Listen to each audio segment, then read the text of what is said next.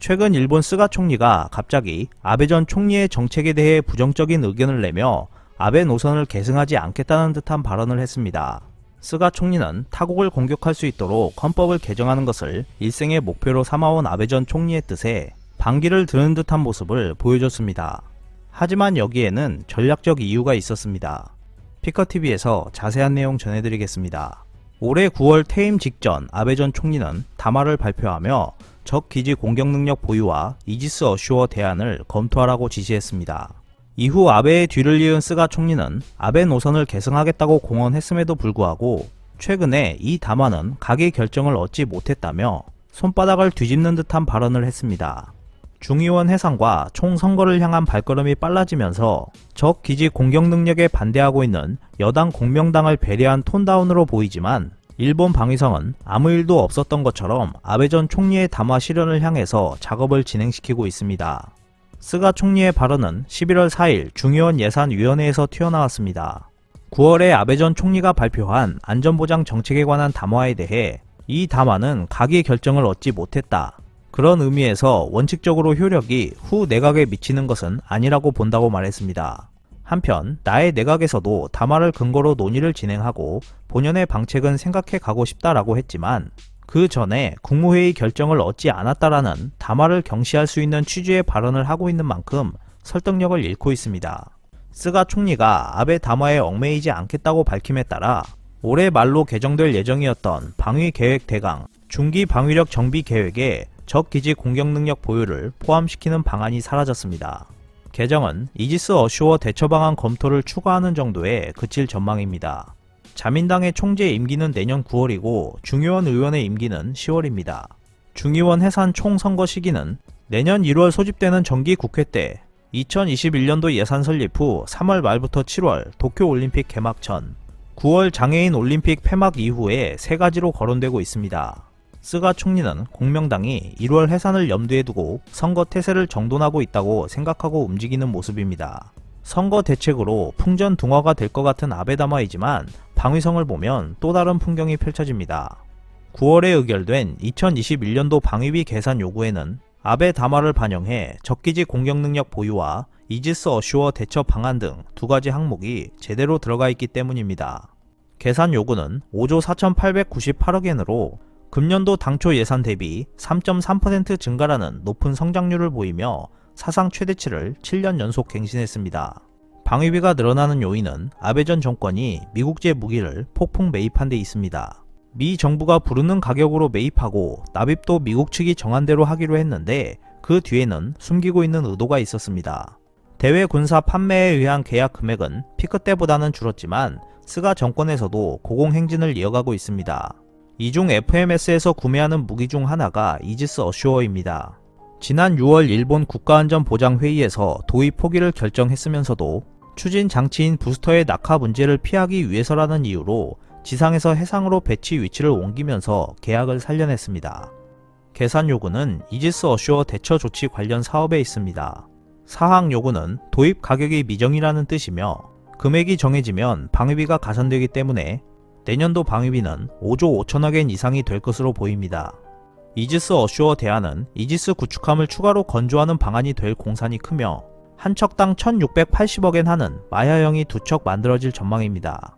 승조원은 한 척당 310명이므로 620명의 증원이 필요한데 방위성은 이지스 어슈어 배치가 사라진 육성 자위대 요원을 줄여 해상 자위대로 교체하는 방안을 검토하고 있습니다. 이지스 어슈어 도입을 둘러싸고 일본 방위성이 육상 배치만의 이점을 든 승무원들의 필요가 없고 365일 감시할 수 있다. 잠수함 등으로부터 공격받을 우려가 없다라는 설명은 모두 없었던 일이 되었지만 태연한 얼굴로 해상 배치를 진행하면서 말바꾸기를 아주 잘하는 모습을 보여줬습니다. 이지스 어슈어는 아베 전 총리가 자신의 목표가 감춰지도록 트럼프 미국 대통령이 미국제 무기를 구입하도록 강요했다고 주장하면서 도입을 결정한 정치적 안건입니다. 아베 전 총리의 야망과 트럼프 대통령의 돈벌이 목표 및 중국을 압박하려는 의도가 서로 맞아떨어지면서 이루어진 성과라고 볼 수 있습니다. 이 과정에서 이지스 어슈어를 해상 배치로 변경하면 일본 정부가 미국 정부에 지불하는 돈이 한층 더 늘어나 약 1조 엔이 넘어가게 됩니다. 이를 두고 일본 내에서는 스가 정권도 아베 전 정권과 마찬가지로 미국의 편리한 현금 자동 인출기가 되고 있다는 말이 나오고 있습니다.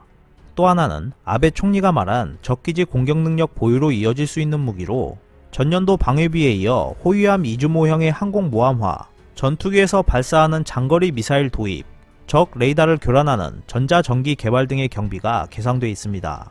또한 놓칠 수 없는 것은 새롭게 등장한 위성 콘스텔레이션 활용 검토를 들 수 있습니다. 위성 콘스텔레이션이란 우주의 저궤도에 수많은 감시 위성을 쏘아 올려 적 미사일을 추적하는 위성 그룹을 말합니다. 러시아와 중국이 개발 중인 극초음속 활공제로 불리는 신형 미사일은 대기권 상층부를 활공하면서 마하 5 이상의 초음속으로 비상해 목표를 향해 낙하합니다. 수평선 너머에서 갑자기 나타나기 때문에 지상 레이더로는 탐지가 늦어지지만 우주에서 감시하는 위성 콘스텔레이션이라면 발사부터 낙하까지 빠짐없이 감시할 수 있습니다. 일본 방위성에 있어서 유리하게도 일본이 금년 6월에 우주 기본 계획을 개정하면서 미국, 중국, 러시아가 진행하는 우주 전쟁터와의 동조하는 정책을 내놓았습니다. 게다가 소형 위성 콘스텔레이션에 대해 미국과의 제휴를 근거로 하면서 검토를 실시해 필요한 조치를 강구한다라고 명기했습니다. 미 국방부는 신형 미사일에 대처하기 위해 2013년에 새로운 구상 통합방공미사일 방위를 책정하고 지난해 3월에는 1200기의 위성 콘스텔레이션을 구축할 계획을 발표했습니다. 일본은 미 국방부가 이 계획에 참가하도록 일본 정부에 요구하고 있다며 우주 기본 계획이 미국과의 연계를 포함한 것은 미일 양국 정부에 의한 합의의 결과라고 주장하고 있습니다. 통합 방공 미사일 방위 구상은 적의 미사일 공격 저지를 위해 방어적, 공격적 능력을 모두 포괄적으로 결집한다고 밝혀 일본 정부가 검토 중인 적기지 공격과 부합합니다. 미 정부와 연계되면 미군 정보를 토대로 자위대가 적 기지 공격에 나서거나 자위대 정보를 토대로 미군이 미사일을 발사하는 무력 행사 일체화에 나서게 됩니다. 이렇게 되면 더 이상 일본 헌법의 제동도 없게 되는 것이나 마찬가지입니다. 이처럼 방위성의 계산 요구에는 적기지 공격 능력 보유와 이지스 어쇼어 대처 방안이라는 아베 담화의 두 가지가 제대로 반영돼 있습니다. 아무리 스가 총리가 아베 담화 계승을 부정하더라도 사들인 무기를 일본 정부가 그냥 방치할 리가 없습니다. 무기의 영혼을 쏟기 위한 방위계획 대강, 중기 방위력 정비 계획의 재개정이 언젠가는 이루어질 것으로 예상됩니다. 돌이켜보면 방위성이 전수 방위를 가장해 공격적 무기 도입을 추진하고 일본 정부가 방위계획 대강, 중기 방위력 정비 계획에 따라 공격적 무기 도입에 보증 수표를 던져주는 이인 삼각은 아베 정권 들어 돋보이게 하는 결과를 보여주었습니다. 그 배경에는 아베 정권의 뜻을 헤아리는 방위 관료, 자위대 제복주와 적기지 공격 능력을 자위대가 갖게 하고 싶은 아베 정권이라는 닭과 달걀 같은 관계에 있었습니다. 그 부적절한 관계를 가시화한 것이 아베 담화입니다. 처음부터 아베 담화를 무시할 생각이었다면 왜 스가 총리는 그의 동생 기시 노부오를 방위상직에 앉혔을까? 혹은 기시의 취임은 아베의 선물이었던 것일까 등을 생각해 볼 수 있습니다.